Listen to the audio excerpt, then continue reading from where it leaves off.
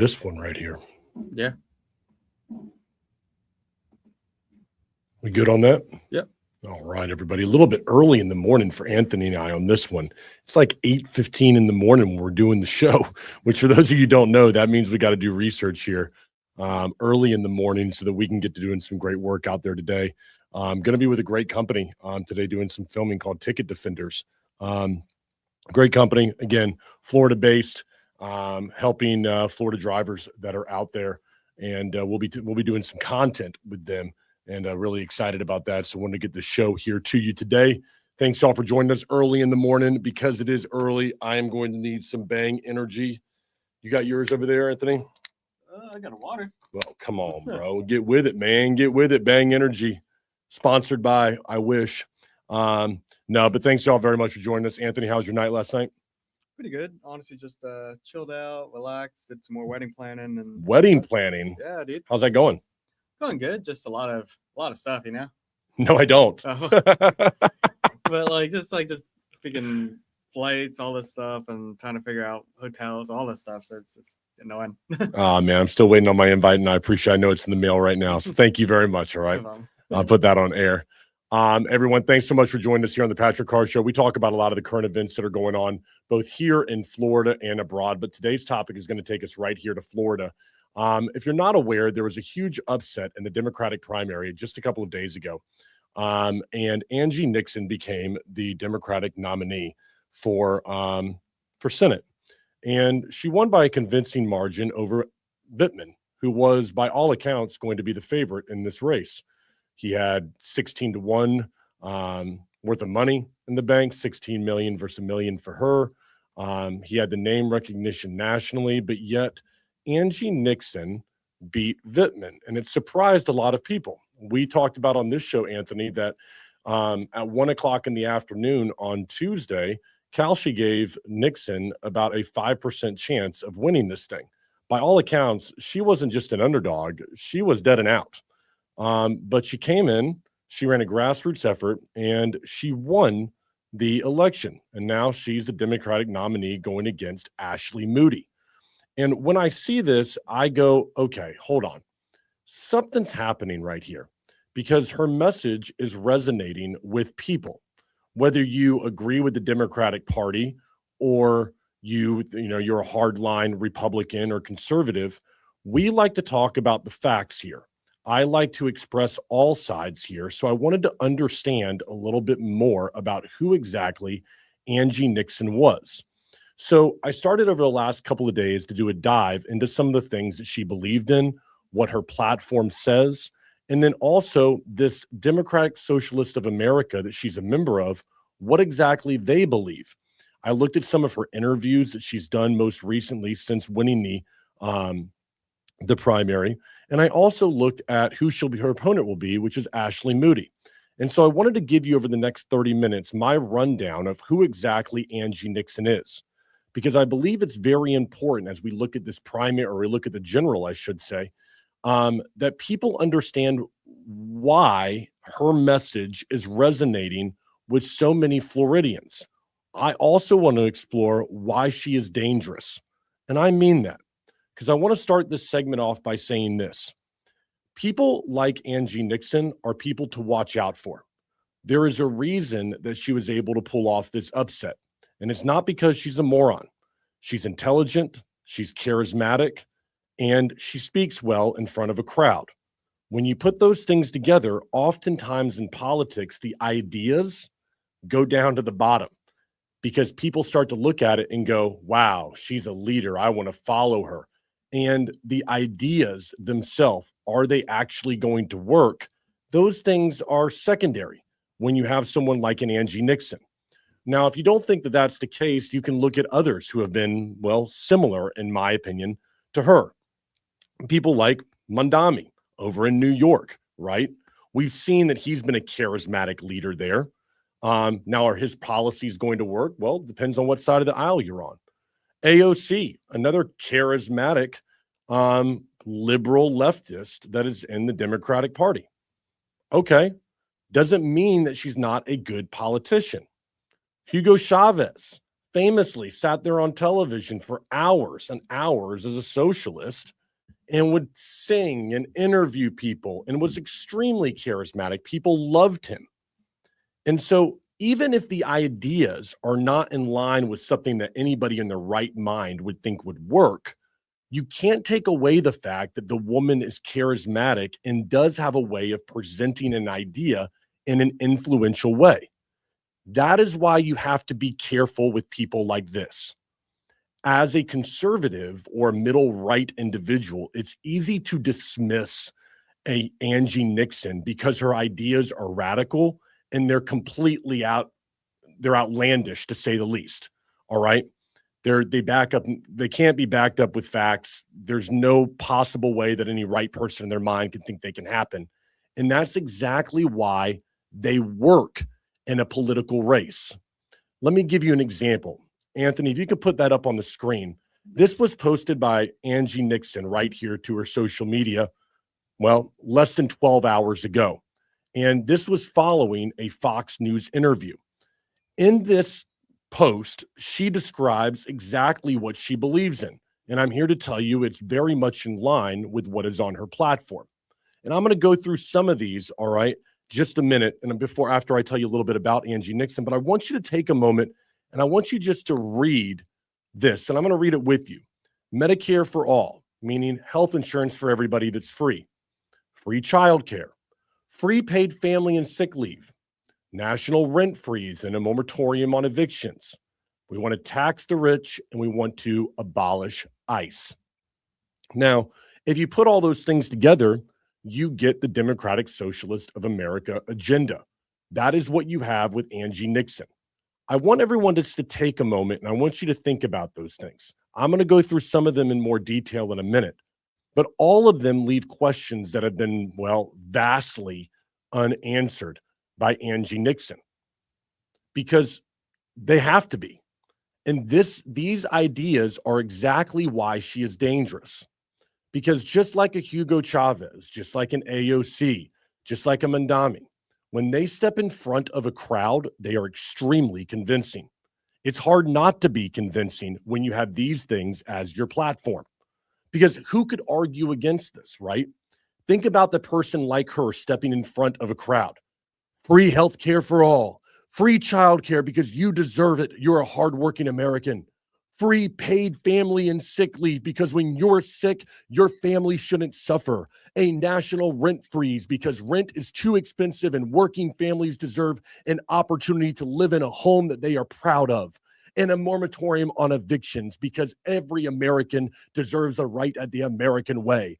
Tax the rich because you know what? These people are holding you down and billionaires are running this country. You can't pay for food and they are sitting there on their yachts. And we need to get rid of ICE and their archaic ways. They are hurting our neighbors and ripping them out of their homes. Abolish ICE because America is for everyone. All right. It sounds good, doesn't it? I mean, even for me, I sit there and I can get into it. It's not difficult to understand why an individual like this is able to garner so much support. And now, Anthony, I just want to stop for a moment right there. I think me and you can both agree as we watched Angie on Tuesday, we saw someone that was extremely charismatic in how she presented herself and how she spoke to people that supported her. Yeah, she was very well spoken, I would say, and just very much has that very extroverted personality. Yeah. It's very much out there, which I mean, I could see a lot of people getting behind, and I could see why she won. Me too. And I mean, let's be honest, Vittman was a boring sack of potatoes. Mhm. All right. I mean, that guy, he came to Florida in 2023. And that's where I want to start here as we explore together. Who exactly is Angie Nixon? Because she beat a guy who had arrived in Florida just in 2023.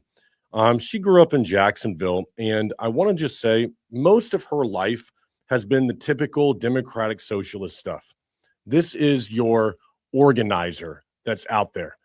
It's always going to be organizers and nonprofits, because anybody who's owned a business doesn't believe these things.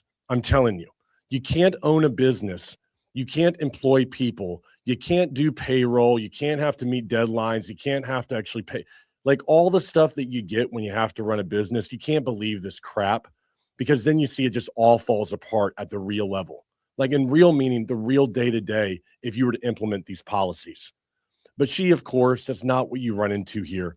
You see somebody who graduates from the University of Florida, immediately moves into voter registration, organizing a coalition around that. She does work for a state representative. She's a higher education director, typical stuff that we see. She's elected to the Florida House in 2020, does a 3-term stint there. So she ends up being your typical full-time aide, union staffer, nonprofit, coalition for this, blah, blah, blah. It's just like the same repeatable pattern you can see with all of these people that are on the left. It's just nonprofit after nonprofit. And for those people who want to point to, the one thing that they're going to show is her bookstore in Jacksonville. And get this, everybody. The place is called The Resistance, all right? I mean, I can't okay, Cafe Resistance. I'm going to get it right. Cafe Resistance. It opened in 2024 in Northwest Jacksonville. And get this, the idea is stocking books that are banned by the Florida Department of Education. I mean, when you start off with that being the business, you would think to yourself, like, this is not a person that probably has mainstream ideas in mind. But Anthony, I'm going to tell you, it goes even a step further than that, because I want everyone to think about this. It's not a business, all right? It's not a for-profit business.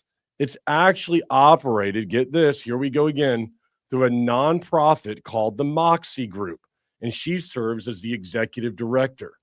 You're going to see this a lot in the months to come, and as I do this show, you will see liberals and leftists do this all the time. They start nonprofits, they make themselves the director, and then they act like they are virtuous. I want everyone to understand something about nonprofits. There ain't nothing nonprofit about them for the people that run them. What nonprofit simply means is exactly what it says. They don't turn a profit at the end of the year. It doesn't mean they don't make money that is paid out to executive people within that nonprofit. So if you have an executive like her, she is taking money from that nonprofit potentially. And it's because it doesn't turn a profit at the end of the year doesn't mean we don't have greed. It just means how it looks and appears to people that are out in the public. And what you'll see as we explore so much of Angie Nixon in the months to come is that this is a common theme. You get this beautiful picture out there in the public, but when you start to peel back the curtain just 1 or 2 layers, you don't get anything close to the perception that's being put out there. And so when you look at this, her flagship business, it's not sitting out there having to make money. It comes from donors who, get this, the supporters are asked to sustain, or there's called, what are they called? I want to make sure I get it right. Supporters are asked to become monthly sustainers and donate to keep the programming going. And so when you think about this person, what they're probably going to come out and say to try to appeal to the, let's say, the center left is look, I own a business too in Jacksonville. No, you don't. You're just hiding that business, and it's run by a nonprofit. And by hiding, I mean you're hiding behind how the actually thing is formulated and how it makes money. Because business owners have to go out and turn a profit. You actually have to make payroll by what you make. You have to understand the mechanics of what is my bottom line, revenue, profit. I mean, you have to understand the costs associated with that contract. These are things you don't have to worry about when basically what you have is you have donors that are coming in to further your cause. And that's what this is. This isn't a business. It's a cause that people get behind. And so I want everyone to understand this about her as well. As she gets into actually let's just say being a congressional, she gets into Congress here. She is somebody that you probably don't want to work with. Now, what you're going to see from Angie Nixon in the months to come is you're going to see her calm some of her rhetoric down. because what she's going to do is she's going to start to try to move left to left center. And so even though you see some stuff because she's on her victory lap right now that we showed earlier in the show where it's showing, you're already, and I'm going to show you in a second, she's already backpedaling on some of the most leftist things that we know she believes. And you're going to continue to see that.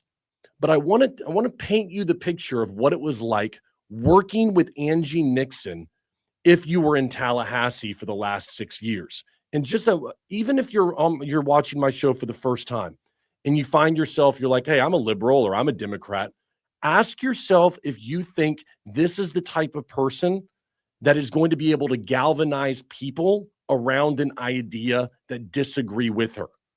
Because the sign of somebody who is great at what they do is not somebody who sits there and is on the bullhorn. Literally, I'm going to tell you in a minute, the loudest. It's the individual that can persuade others into a compromise of their ideas they otherwise may not have before without the influence of that person. So if I'm able to step in front of Anthony and he's got an idea about something, I'm able to present my ideas in a way that they can understand and they go, okay, I never thought about it that way. We come to a compromise and progress moves forward. That's real progress, everybody. That is not what I would consider to be progress, like when it comes to like the liberal stance on it, progressive. That is not what we consider. I consider progress to be when two people are able to come to a compromise. So back in April 2022, Nixon, she walks into the center of the house with a big old sign saying, stop the black attack. It's on her shirt. Now, the speaker had to recess the entire session. And this is the kind of stuff that people get pissed off about. It's like, really? This grandstanding BS? So what happened is that day before you arrived, you put on that shirt and you knew what you were going to do and you walked in there and you made a scene. And that's all that is. It's like a 5-year-old throwing their tantrum. And then in 2026, this is just about 5 months ago in April. This is what everyone remembers. Following some redistricting, I'm sorry, I can never say that word, redistricting, she comes in with a bullhorn and starts just yelling and screaming and making, again, a big fuss about things. And this is because individuals like this, when they don't get their way, when they can't have the podium for people to listen to them, they will make their own podium for them to listen. And that's what you're seeing here. Now, fast forward into May of 2026. After the legislature approved a new map, she staged a sit-in outside of DeSantis' Capitol office for several hours, and she was arrested. That's right. She actually was arrested on 1 count of trespassing in a structure, 1 count of resisting an officer without violence. Now, here's a key factor that not a lot of people are talking about. She goes from shirt to bullhorn, sit-in, arrest, and now she has a trial set for the week of September the 25th or 21st. So she has a Leon County, that's where Jacksonville is. She has a Leon County jury trial set for the week of September the 21st. And you know what she's going to use that for? She's going to use it as her bullhorn to say how she is being attacked by the right and that she is the one who is the victim here. Folks, I want you to understand she's not a victim. This is an individual who made a conscious choice to go and do something that she knew was going to get her attention, and she wanted that attention because when people like this can't get what they want, the only thing they know how to do is get louder, angrier, and keep on progressing it up. Keep the intensity moving forward. And so it starts with a shirt and moves to a bullhorn. You get to an arrest, and now you've got a trial, and now she sits in front of it, and you start getting this, oh, she's going to get it worked up. That's what you get when you get an Angie Nixon. You go and it just keeps on escalating. And she will continue to do that. And this is what I think is going to be the interesting thing about her. Go watch an interview with Angie Nixon. Watch an 8-minute clip. And I encourage you to go watch the one. I believe it is following, I know it's one of the top ones on YouTube. It's about 8 minutes where she discusses, she had just won. It's the morning of Wednesday morning. might be CNN or Fox News. I'm not sure. It could be one of the big ones right there. And you're going to see this dichotomy of a person, in my opinion. It starts with somebody who's calm. It starts with somebody who's well-spoken and articulate and thankful. And then you start to get into her talking about her opponent, talking about her ideas. And all of a sudden, what you're going to see, and go watch it, I encourage you, put an Angie Nixon clips, something like that into YouTube. You're going to watch her escalate until she gets to about 6 or 7 minutes in. You've got the Ashley Moody clip. And they play a clip of Ashley Moody after she won the Republican nomination, talking about her just wanting to destroy America. And then that's when you get the real Angie Nixon, not the performative one. Go watch it. She talks about whooping Ashley Moody. It's like, I'm going to whoop Ashley Moody, comes out right away. You start to see that individual and you see how they act.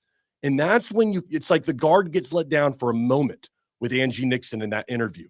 And you're going to see a lot more of that in the next couple of months. You're going to see a person who is not the charismatic person that gets in front of the podium or behind the podium in front of you.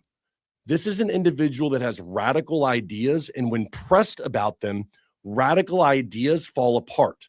And then the only thing they know how to do is to get louder and to claim that they are the victim. And that is exactly what you're going to see the platform do. Now, I will say this. It's a very convincing argument, but it's not one that'll ever hold up if it's actually ever pressed by someone.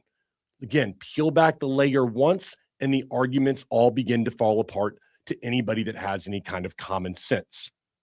So the question for me then came into, who exactly would be a democratic socialist? And is this person or is that a label that's being put on her by the likes of Ashley Moody and Republicans and conservatives? Or is this person proud to be a socialist like the people that we named just a little bit earlier? And the answer is that she is definitely proud to be that. She joined the Democratic Socialist of America in June of 2026, although they didn't even support her run. And on Fox News, they said that they were even unsure about her membership status.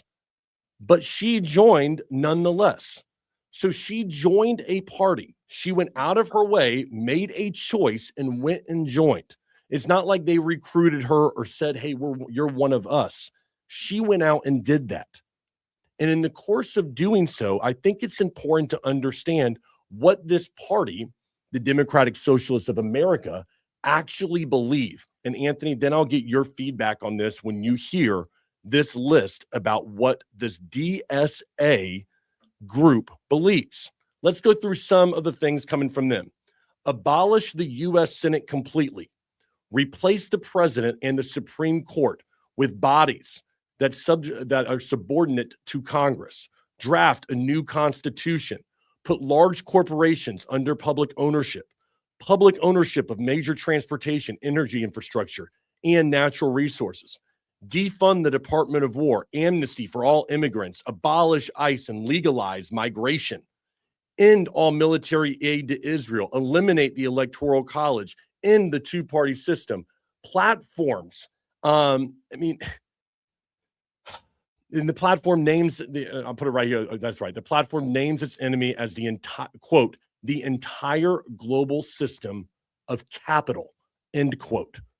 Now, I didn't force Angie Nixon to go join this group. Angie Nixon went out and joined just recently, within the last 90 days. Anthony, when you listen to that list, do you believe that's something that most Floridians would be behind?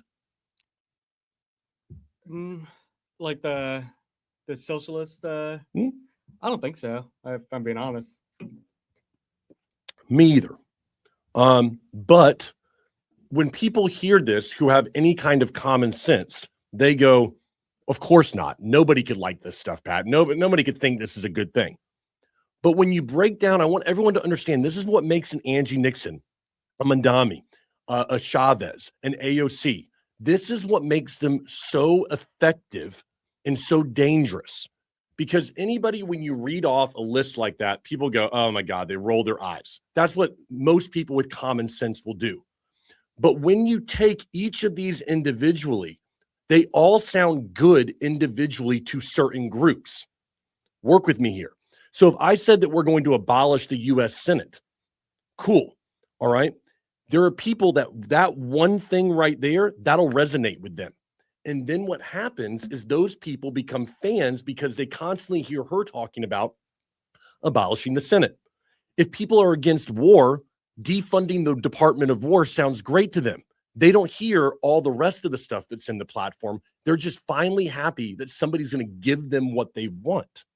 It's almost like how we have like the bills where it's like, oh, there's that one thing that we like in the bill, but then when you see the whole entire bill, it doesn't make any sense. Correct. And so what happens is that people will take a bill that's 300 pages long and they'll focus on a little part like this because that's the one that affects their life. And so platforms like this are extremely smart because by listing off a bunch of things that all of them in their totality, everybody would disagree with could happen, there is one thing in there that you do agree with or two things. And when the other candidate is not going to go in that direction, what it does is it lends people to actually follow their platform. And it's a very convincing argument to make. That's exactly what she is doing and what the DSA, the Democratic Socialists of America, that's what they've hit on and why this kind of idea is being spread throughout America so quickly and why we see someone like her rising through the ranks. So I just want everyone to understand, don't sit here and go, oh, come on. I mean, this is a ridiculous platform. No one's going to vote for that. You forget about the people in each one of those categories that otherwise feels disenfranchised. And if you combine all of those disenfranchised people into one group, that's how an Angie Nixon wins a primary. Don't take it lightly. Now, let's talk about the three platforms, I think platform positions that are important to know about Angie Nixon. And believe me, we will be diving into more of this in future shows because they are so dangerous. And on top of that, there is just nothing that she has put out that explains the details of how these things would be executed. Because that's the platform. If you see it, it's just get people riled up. Find the one thing that speaks to them. Say that you're going to fix it. Offer no details into how you will fix it. And then people vote for you. And that's how you rise into power. Let's talk about platform position number one. Abolish ICE and a deportation moratorium. Her platform is to abolish ICE and to dismantle it. Now, the quote is a mission that reflects American values instead of terrorist tactics. The platform, all right, is a moratorium on all deportations pending a full audit of enforcement practices, plus a swift path to citizenship for dreamers and undocumented residents. On Fox, she said, quote, immigration is not a criminal issue. It's a civil issue. All right. She believes that mass incarceration and mass deportation are, quote, moral failures. So what you have here, and this is where I want everyone to understand, okay, if that's what she believes, right, there's no detail. Let me give you an example of this.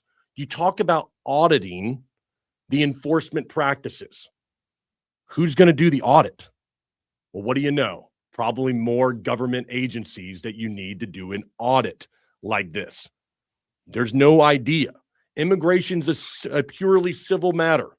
Well, what happens to criminal penalties for illegal reentry? What happens when someone who's here illegally commits a crime?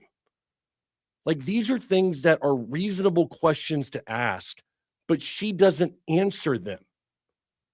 And when you have someone like this who won't answer tough questions because she's afraid, or I don't know if she's afraid, I don't know her mental state, but what she is unwilling to answer these questions, it's because she knows that it'll just piss somebody off inside of her platform. And that's not what you do when you're a democratic socialist. You keep everybody happy, make more promises, tell them you're going to fix it, offer no details, and then when you get into power, that is the end goal. The end goal is not to solve the problem, it's to create the enemy that rises you up into power. We've seen this over and over and over again. So you don't get any details. And on top of that, I want to ask this question to everybody. Let's just say you've got an Angie Nixon out there that is creating law in this country. And you've got someone that's here illegally that goes out there and commits a violent crime. What do you think Angie Nixon wants to see happen with that person?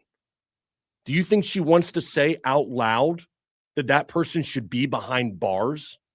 That that person should not be able to roam the streets while they await a trial?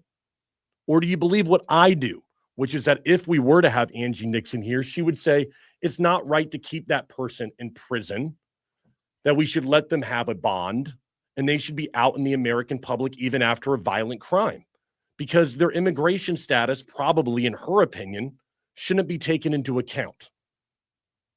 And when you have real issues like this that will affect Americans' lives, you must take a harder look than just the headline of abolish ICE and a deportation moratorium. I can never pronounce that word right.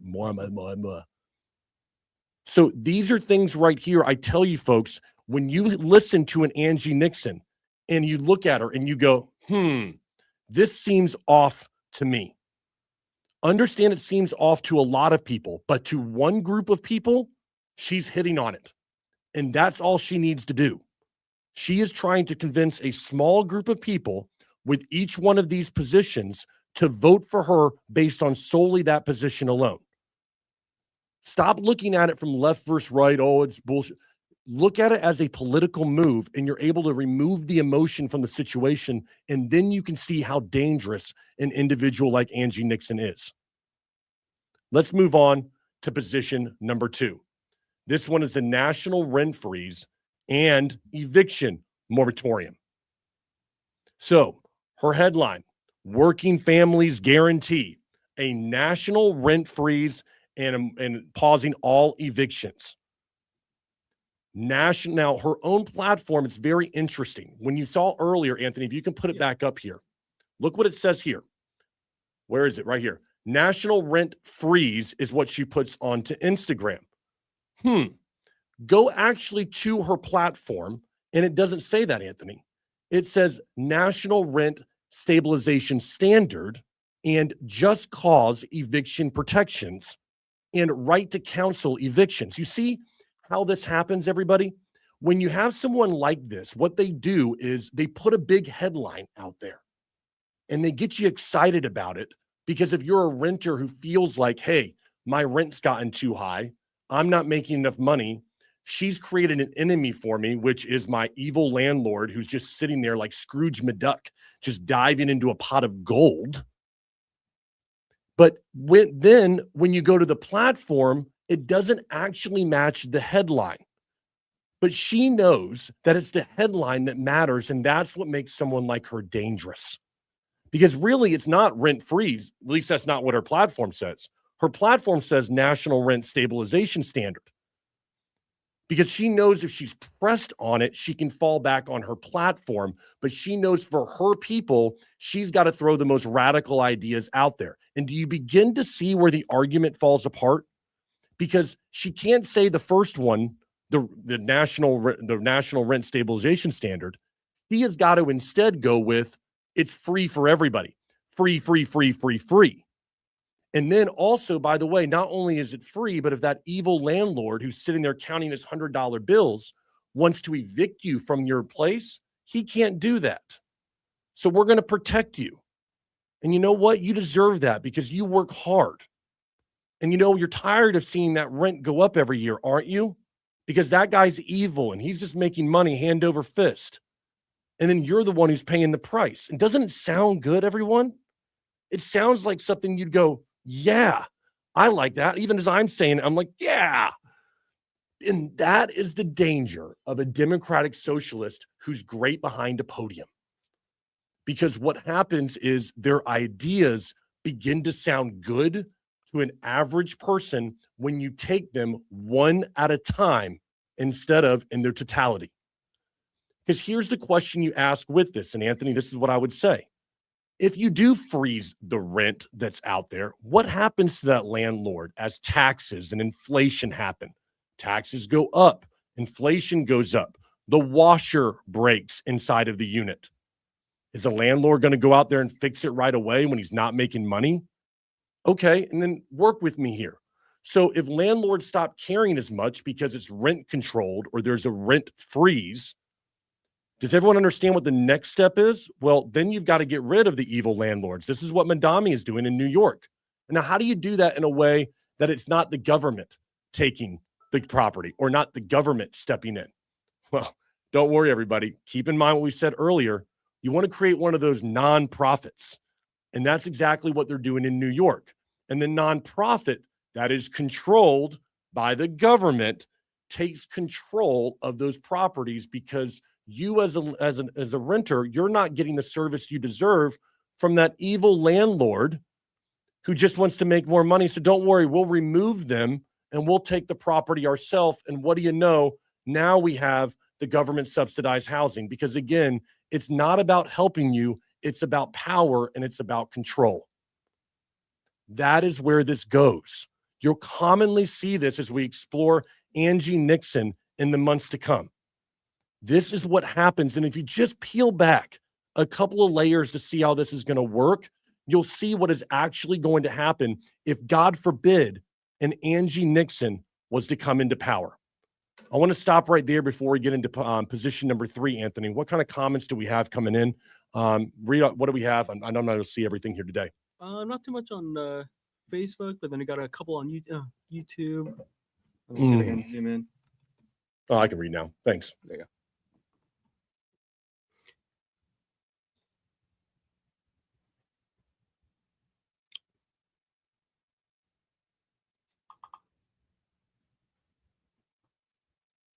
This guy is all about loudly not understanding things. Mm-hmm. I don't think I'm being loud today, am I? I don't think I could definitely be a lot louder, but I appreciate the comment. Nonetheless, I'll always read it. Rent freeze for at least a year, but then in a tent freeze if people don't pay the victim. Okay, isn't the same thing you're doing with Visit? Isn't that the same thing you're doing with Visit Orlando? I don't understand. What does that mean? Like what's the correlation? I think you're talking about the Instagram post, like posting like marketing stuff like that, but like. Oh, I think I've tried to back up whatever I've said about Visit Orlando. I mean, I've said that they're a nonprofit, and I would say that yes, that is exactly what Visit Orlando is, a nonprofit with no accountability. And so I understand exactly where they're coming from. I voted for Vindman in the primary, but can't stand Ash. Okay. Voted for Jolly. Let's get back to common sense governor.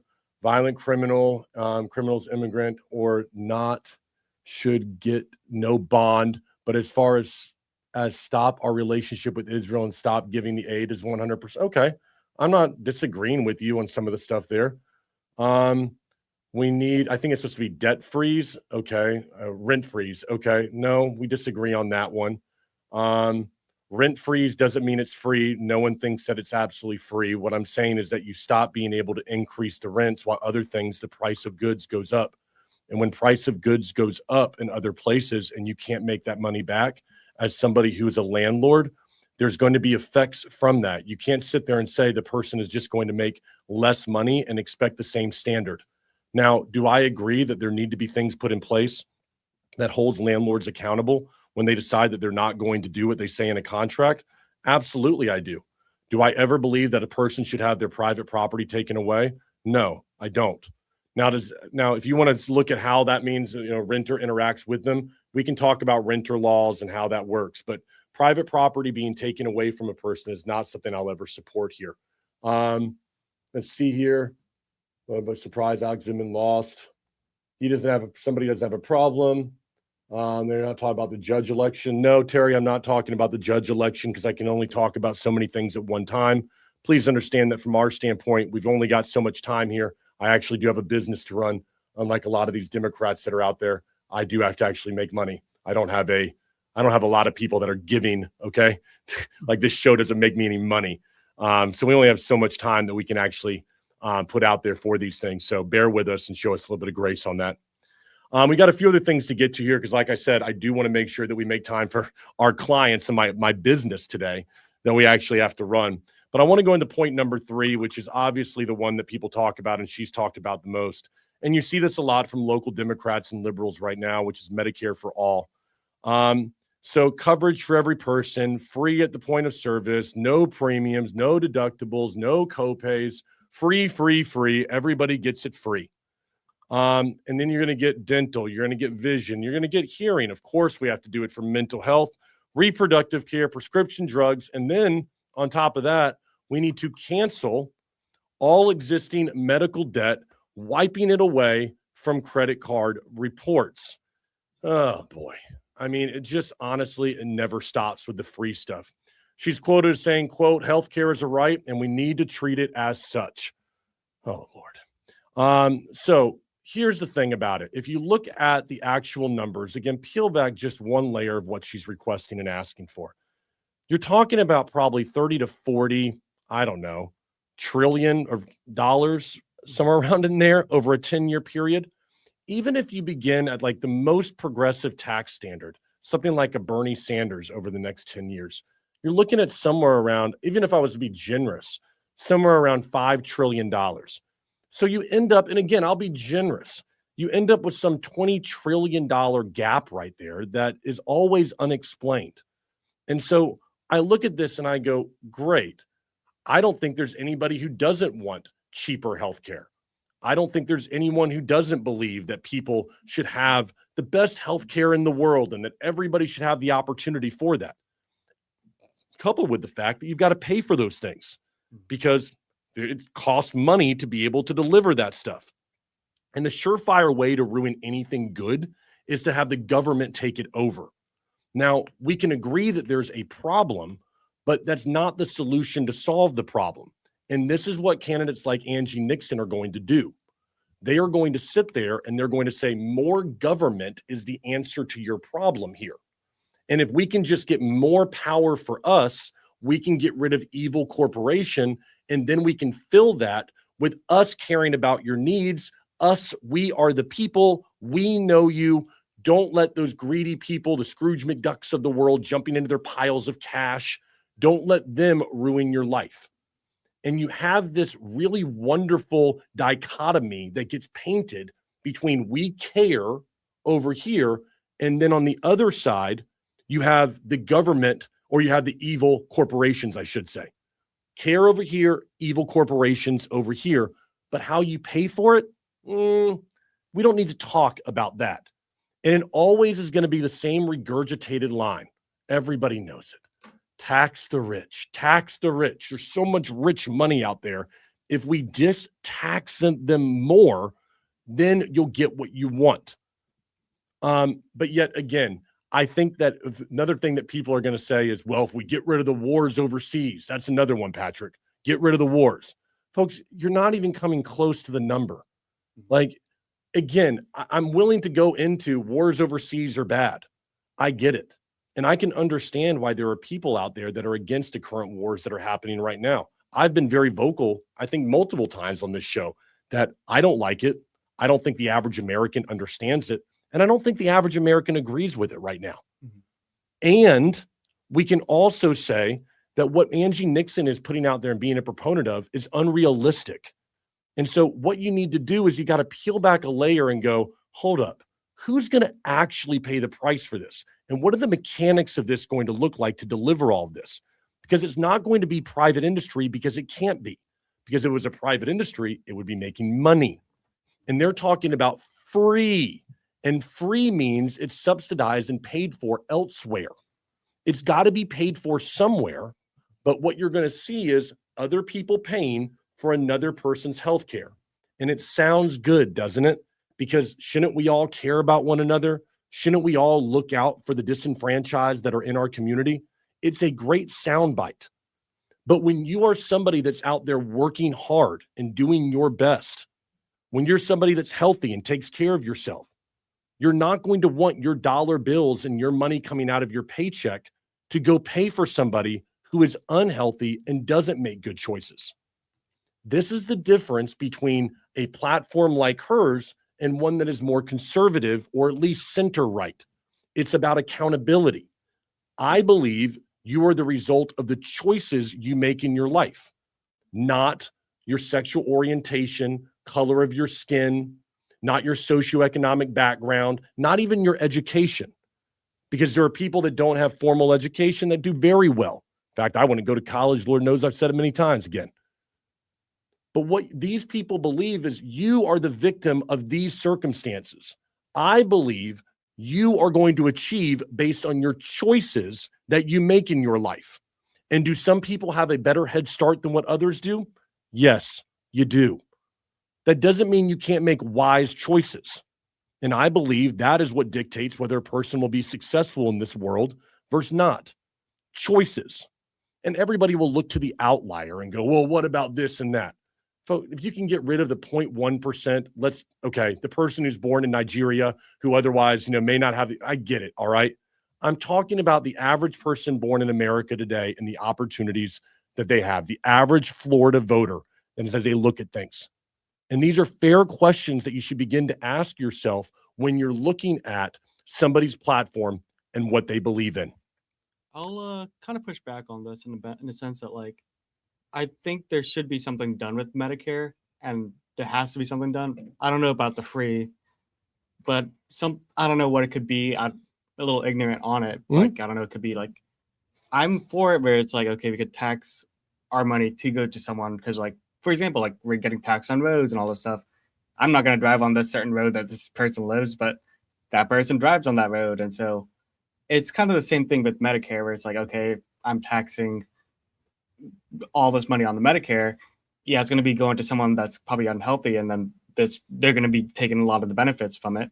I can see both sides where it's like, okay, like, but the one thing that I really do want with the Medicare, or that I see a lot from a lot of the Americans, is that a lot of people don't, like, I see someone hurt their arm or hurt their leg or get in a car accident, and someone's like, I'll call the ambulance, and they're like, no, I don't want to do the ambulance. I'll drive to the hospital because I don't want to pay those fees. And that's sad to me. I found that really sad that we can't even go to the hospital because we think about how much money that's going to be. And I feel like there's something has to be done with it. I don't know what it could be, but.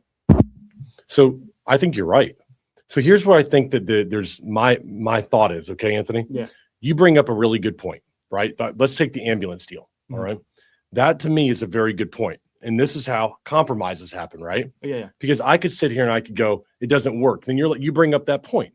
And I go, okay, that's a reasonable point to make. And if we tackled that and we said, that's where we want to go, right? How do we solve this problem right here?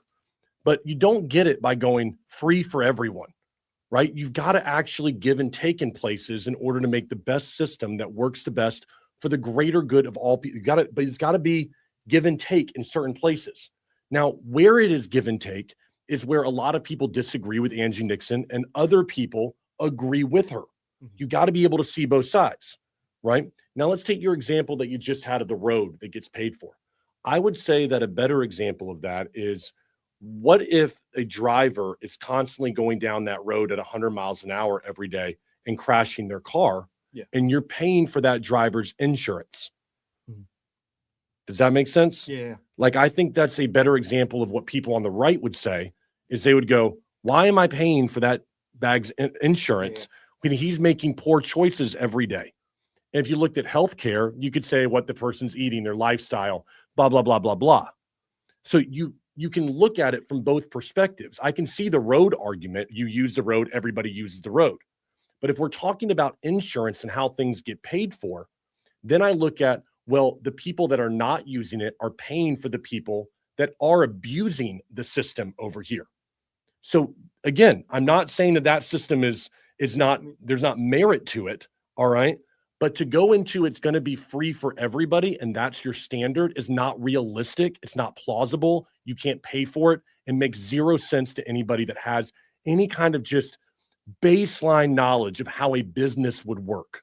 You don't have to be a genius to figure this one out. Yeah, I would like to see it more of like if her policy was like, hey, we're gonna add more taxes on the Medicare, but we're gonna reduce it on this side of something where it's like, okay, we can try to get healthcare for this part, but we're gonna lose this part in the taxes. Something weird like that. I don't know what it could be. Listen, I'll I be may with that. disagree with how she pays for it, Mhm. but I'd like to know how she's going to pay for it. Exactly. Yeah. Right? I mean, if you say you're going to get rid of the if you're going to get rid of the United States military, let's just say that was what she believed. I don't know the answer to that, but if she did, at least I would have an answer into how you're going to pay for this whole thing. I may disagree with it, but you've got to at least be willing to say how you're going to do this, if that makes sense, right? No, 100%. And when I see these plans right here, this is only one part of it. The plan of Medicare, and let's say healthcare for all.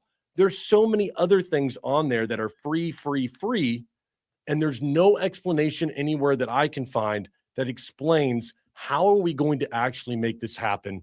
If I would like, what kind of law and legislation would I enact in order for this to actually be able to be plausible? Yeah.